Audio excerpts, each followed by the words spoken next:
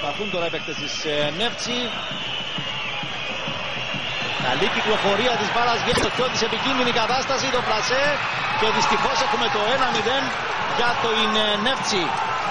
Και για άλλη μια φορά πάνε οι παίκτες της Νεύτσι να βγουν στην αντεπίθεση, θέλοντας να καταλευτούν κενά που φαίνεται να προκύπτουν στην άμυνα. Γούπεϊ δοκιμάζει το σουτ, την μπάλα στα δίχτυα.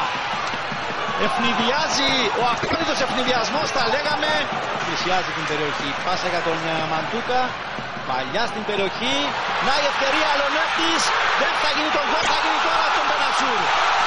Ό,τι χρειαζόταν το ΑΠΟΕΛ, έστωτε σε ένα χρονικό σημείο που δεν είχε καλή παρουσία στο παιχνίδι.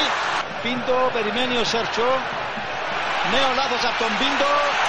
Και για να δούμε τώρα πώς θα απομακρυνθεί ο κίνδυνος στην περιοχή Νεύτσι. Δύσκολα τα πράγματα, θα γίνει το 3-1 και πλέον το ΑΠΟΕΛ είναι